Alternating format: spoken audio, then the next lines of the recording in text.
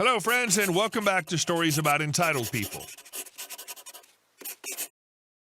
Let's start with a high-stakes tale from the warehouse trenches where the chaos of a short-staffed shift meets one coworker's reckless disregard for rules and basic decency.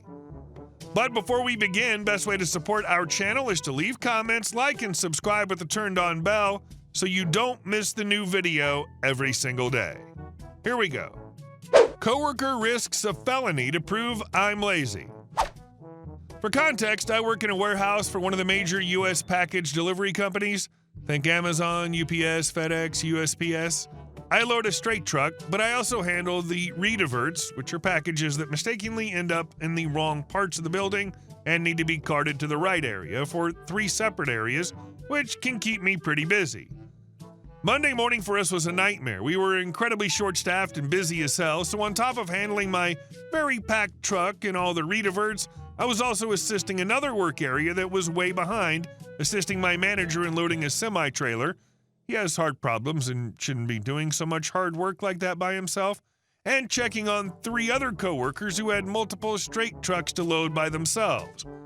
My manager asked me to do all of this since everyone else was also extremely busy. This meant my original truck would often get neglected and the packages would pile up until I could get back to loading them. Enter Entitled Coworker, or EC for short. EC's just come back from about a month off. She's responsible for sorting packages off one of the main conveyor belts and sending them to my work area, as well as a couple others. So when I'm not there to load my truck, it can get pretty backed up, and that stresses EC right out. Another thing about EC is she's been kicked out of every other part of the building for being too slow and constantly complaining. If you ask her to lift a heavy box, she cries that she can't do it. If it's getting busy and packages are piling up, she cries that she can't handle all the work. If another coworker snaps at her, it's a stressful job, so tempers can run high, and asks that she do her job, she cries that the other person started the fight. Her and I have had problems before. She once dropped an open bottle of Sprite all over a box containing very fragile medical supplies. Obviously, the box had to be damaged out and claim paid on it, but she insisted it was my fault it happened because my work area was getting backed up and she started throwing boxes where she shouldn't. But I just try to ignore her. I don't come to work to start drama or fights. I come to work, sweat my butt off, and get paid. So Monday, as I'm running ragged doing the jobs of 5 people and my work area was getting backed up frequently, I walk over to hand some rediverts over to a different coworker who was also backed up and running ragged, and I look up just in time to see EC phone up, taking pictures of me, my work area, and my coworker's work area so she could send them to our manager to complain about how lazy we were being. Now, for those of you that don't know, taking pictures of personal packages and addresses is highly illegal. It counts as a form of mail fraud, which is a felony offense. If the U.S. Postal Inspection Services found out, our warehouse could have been raided and she could have been thrown in jail. So not only is it rude, it's extremely and explicitly forbidden in the workplace. So as soon as I saw her do that, I started fuming. Thankfully, I happened to spot the sort manager, my manager's manager, across the way, so I stopped him and told him what happened. He had a stern talking to with her.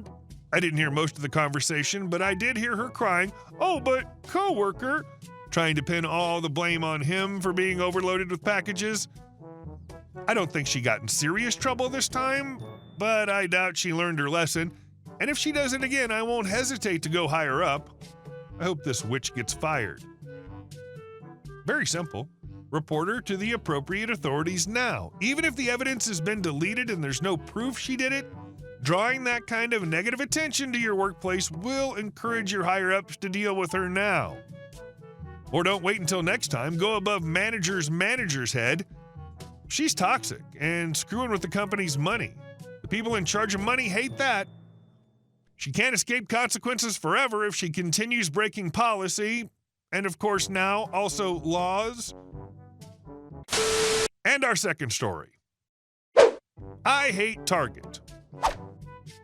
This happened a few weeks ago. My neighbor has a super nice kid that's in the 9th grade, 14 years old, and as a nickname we call him Tank.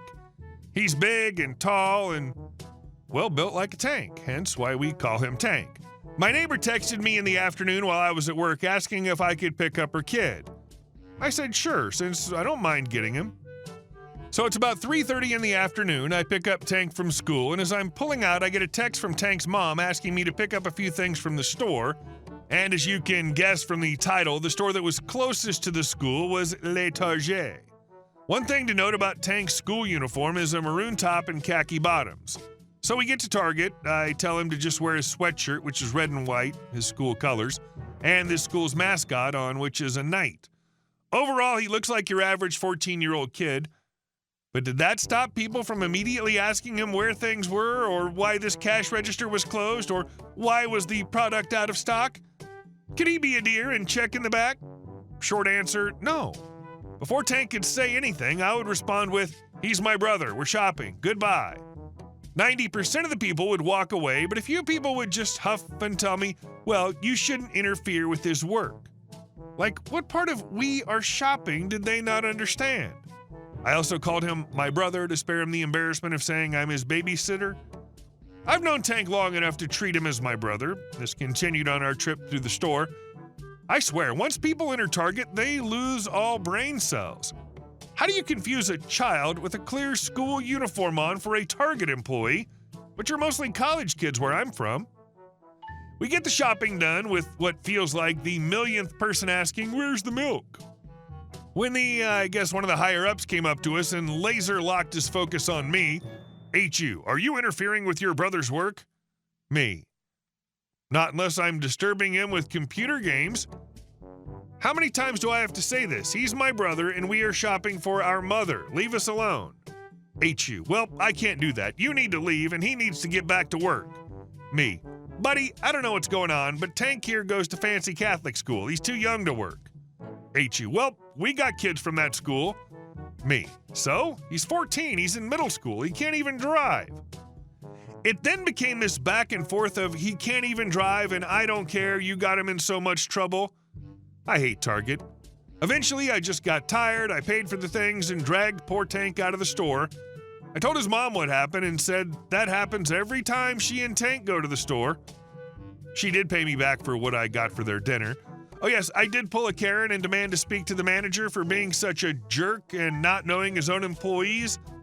The manager did apologize. It didn't occur to him that he was talking to a customer. To what he said, it had been a stressful day and it was Monday. "Do you know how it is, you know?" I said, "Yeah, Mondays suck, but please refrain from doing that again or other people may not be as nice as me."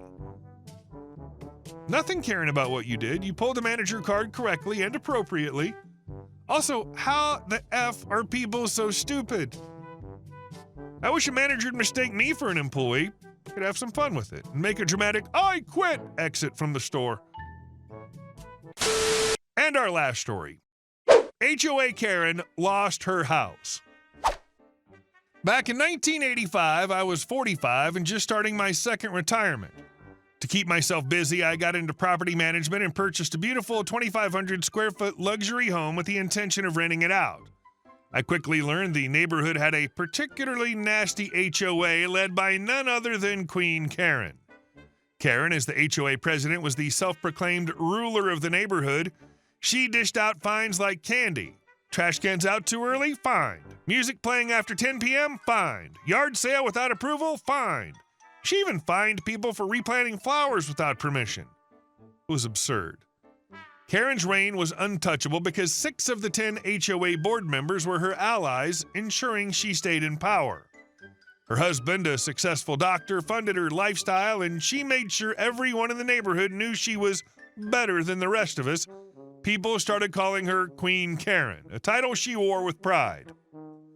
I rented my property to good friends of mine, and I'd swing by monthly to collect rent.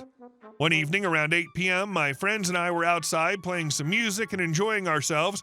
Suddenly, Karen rolled up in her golf cart, her signature scowl firmly in place. Karen, "Excuse me, the music is far too loud." Me, "It's 8 p.m., Karen. The rules say quiet hours start at 10. Karen, "I don't care what the rules say. Turn it down or you'll be fined." We didn't turn it down. Sure enough, I got a fine in the mail the next day. I contested it with the HOA board and won, but that only made Karen more determined to make my life miserable. From that point on, she nitpicked everything. My parking, my friends, even the plants around my property. She started targeting my tenants too, and things became unbearable. One night, I went over to visit my friends, and when I parked in front of their garage, Karen stormed out in her bathrobe. "Karen, you can't park there. That's not your spot." "Me, it's my property, Karen. I'll park where I want." I moved the car to avoid another pointless argument, but as she went back inside, we noticed something interesting. She embraced a man who was not her husband. After some speculation, we realized she was cheating. We informed her husband, and he must have done some digging because 3 months later they were divorced. Rumor had it Karen got nothing in the settlement because of her infidelity. With no husband to fund her, her lifestyle quickly declined. She sold her fancy car, started dressing modestly, and seemed bitterer than ever. In February 1986, the HOA started issuing fines for the most ridiculous reasons. Trash cans out an hour early, cars with dirt on them, or even mailboxes needing repainting. Monthly dues were increased without explanation. By now, the whole neighborhood was fed up. At the next HOA meeting, several neighbors and I voiced our frustrations. Neighbor 1, "Karen, where's all this extra money going? The dues are through the roof." Karen, "Repairs. The community's falling apart because you people don't maintain your homes." Me, "Bullcrap, Karen. None of us have seen any repairs." Karen smugly told us to read the annual budget report, so we did. And that's when we noticed the 15% increase in the HOA budget with no clear allocation for the funds. Furious, we demanded answers, but Karen refused to address it. We filed a joint lawsuit against the HOA to uncover where the money was going. In June, the truth came out. Karen had been embezzling the funds to maintain her lifestyle. With no job and her husband gone, she'd been stealing HOA money to stay afloat. When the evidence came to light, Karen was charged with fraud and extortion. The entire neighborhood sued her for reimbursement. She had to mortgage her house to pay us back, and when she couldn't keep up with the payments, the bank foreclosed. By the time Karen got out in 1992, she had nothing. No house, no money, and no power. The HOA restructured under new leadership, and the neighborhood finally found peace. Honestly, most of us didn't want to ruin Karen's life. If she had just eased up on the fines and kept her hands out of the HOA funds, we'd have let her be. But she doubled down on her tyranny, and in the end, she got exactly what she deserved. Honestly, I hate people like this because they know exactly what they're doing and go around acting like they're so entitled. Let this be a reminder to everyone: you can be an a-hole and get away with it, or you can be a crook and get away with it, but it's much harder to be an a-hole and a crook and get away with it. On a related note, never break more than one law at a time. Hey guys, thank you all for watching the video. I'll see you in the next one.